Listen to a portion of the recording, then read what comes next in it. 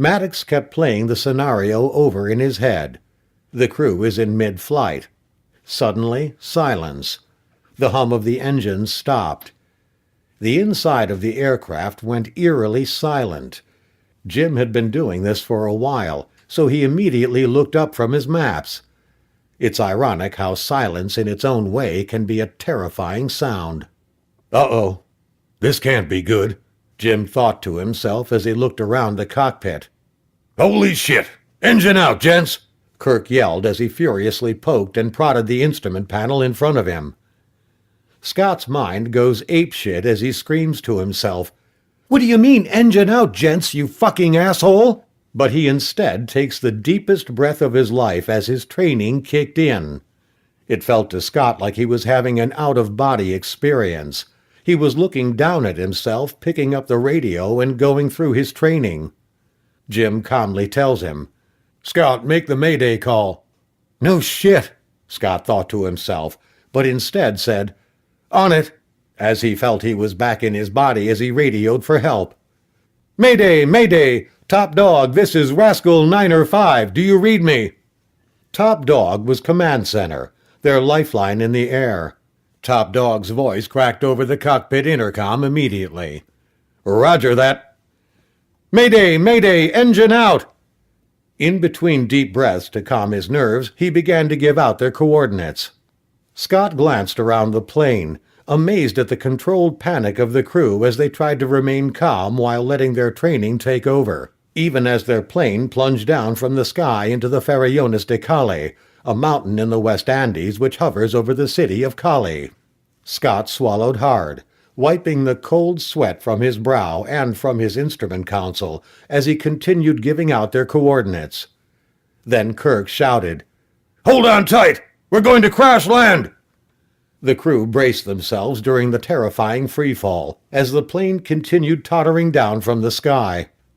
The next thing the crew felt was the bone-jarring jolt of the impact as the plane made contact with the mountainside, and their buckled-in bodies jerked front, back, and sideways, each jolt more violent than the last. The crew was surprisingly quiet as they prepared for death, until the sound of tearing metal made them realize they were still alive as the plane skidded down the mountainside into the thick jungle. Their eyes darted around the crumbling cabin as the small airplane descended into the angry jungle. Rays of sunlight began to seep through the cracked fuselage until there was a burst of blinding sunlight and flying debris as the cracks gave way and entire chunks of the plane began to be tossed into the air and torn apart, leaving a trail of mangled debris littered down the mountainside. The vine thicket of the jungle clutched at the plane and its crew, slowing down the freefall.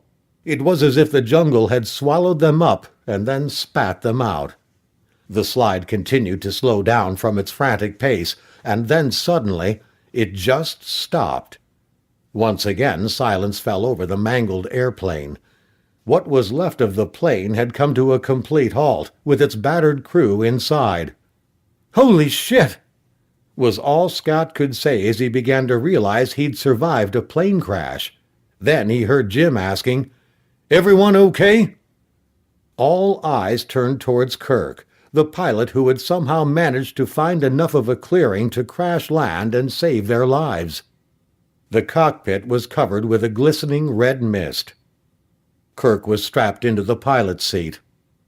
He was moving, but groaning, as blood dripped from a deep gash in his forehead. It was Kirk's blood that had splattered the cockpit and its cracked windshield. Scott concluded that Kirk had bashed his head on the instrument panel or perhaps even the control yoke, but he was alive. Then he looked at the seat next to Kirk, and Freddie Quintana was buckled in. He was still and quiet, his head slumped forward, way too much. Scott called out to him, "Freddie?" No answer. No moaning or grunting coming from Freddie.